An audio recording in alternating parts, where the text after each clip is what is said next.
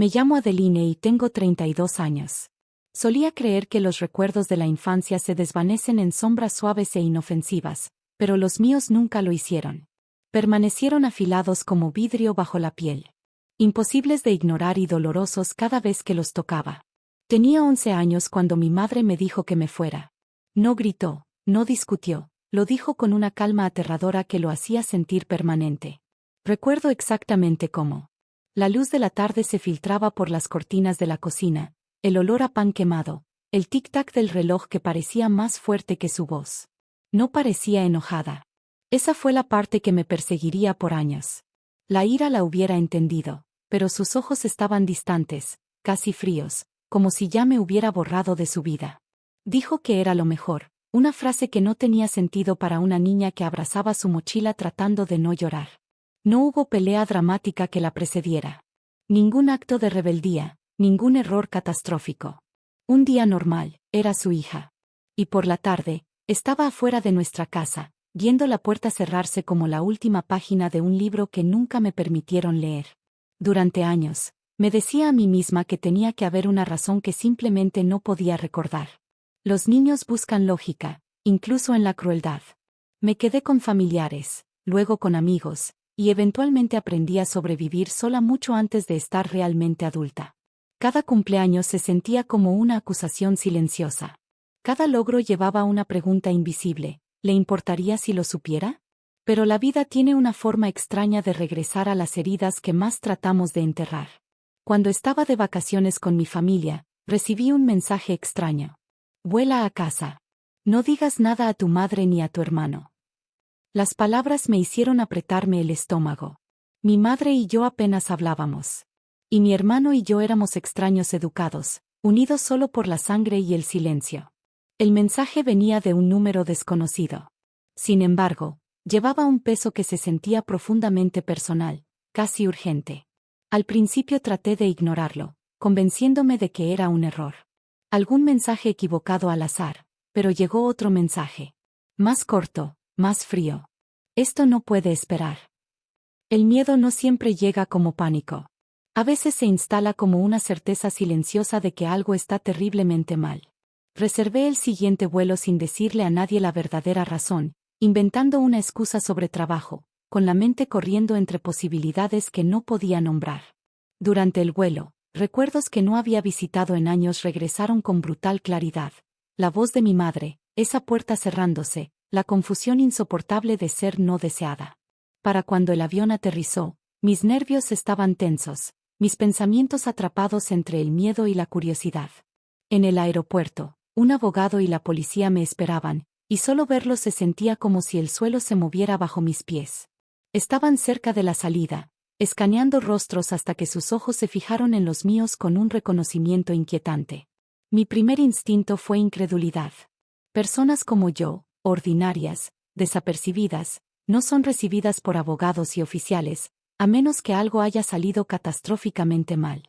El abogado se presentó con una gentileza ensayada, mi nombre sonando extrañamente formal en su boca. El oficial permaneció en silencio, atento, lo que de alguna manera hacía todo más aterrador. Me sentí como si hubiera entrado en una historia ya en curso, una donde todos conocían la trama excepto yo. Mi mente saltó a las peores conclusiones: un accidente, un crimen, un error relacionado con mi identidad. Pero las siguientes palabras del abogado desarmaron cada suposición que tenía. Habló de mi madre, de secretos, de documentos sellados durante décadas. Cada frase apretaba el aire a mi alrededor, transformando la confusión en un horror lento y asfixiante. Luché por procesar lo que escuchaba, el mundo reduciéndose a fragmentos de sonido y significado. Y después de conocer la verdad, perdí el conocimiento. Pero antes de que la oscuridad me reclamara, una devastadora realización atravesó todo lo que creía saber. Comprendí sobre mi pasado, mi madre y el día que me envió lejos. Cuando volvió la conciencia, no llegó suavemente. Chocó contra mí como una ola, arrastrando confusión, miedo y una aplastante sensación de incredulidad.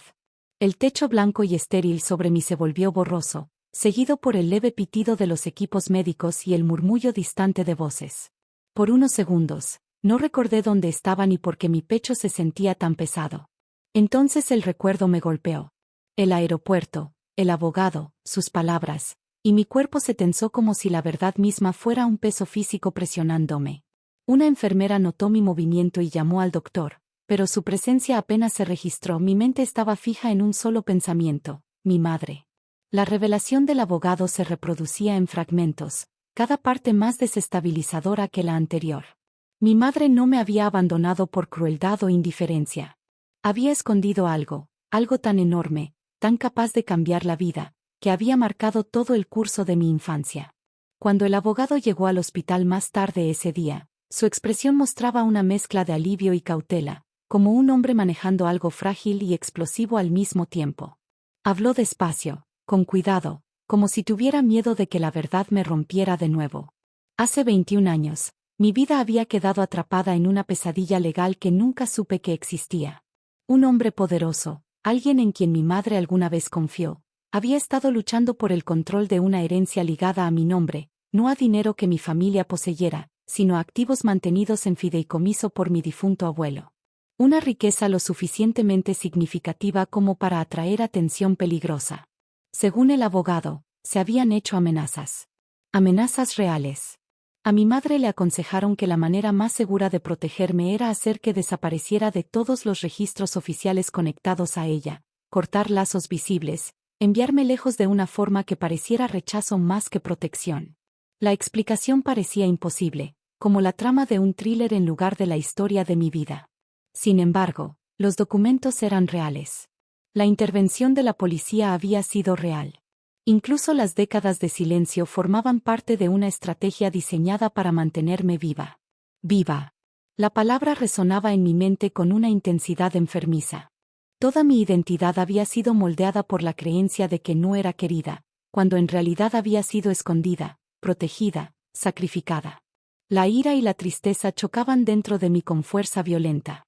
Si ella me había amado lo suficiente para protegerme, ¿cómo pudo dejar que creciera creyendo que era prescindible? ¿Cómo pudo observar desde la distancia mientras yo luchaba, cuestionaba mi valor y construía una vida sobre una herida que ella había creado?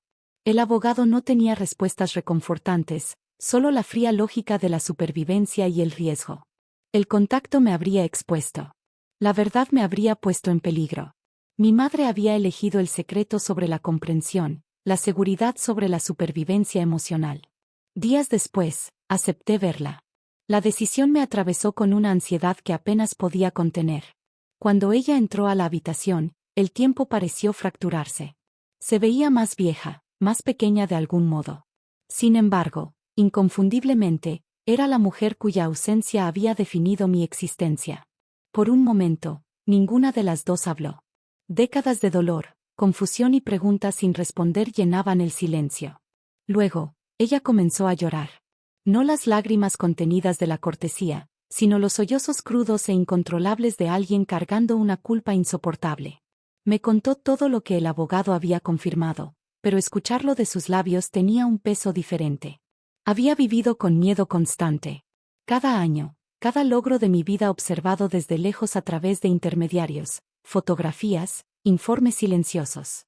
Creía que la distancia era la única barrera entre mí y un peligro real. Quise seguir enojada. Parte de mí necesitaba hacerlo, pero debajo de la furia, otra realización emergió lentamente. No bienvenida, pero innegable. Su decisión no había nacido del odio. Había nacido del terror. El amor distorsionado por el miedo todavía me había robado la infancia. Sin embargo, también había preservado mi futuro. El perdón no llegó en esa habitación, ni la reconciliación borró mágicamente 21 años de daño. Pero algo cambió. La narrativa de mi vida, la historia que me había contado sobre ser no querida, se quebró, revelando una verdad mucho más complicada y dolorosa. Mi madre no me había echado simplemente. Me había dejado odiarla para mantenerme segura. Incluso ahora, las emociones seguían enredadas, imposibles de reducir a simple correcto o incorrecto. Pero algo se volvió dolorosamente claro. El pasado que creía entender nunca había sido la historia completa.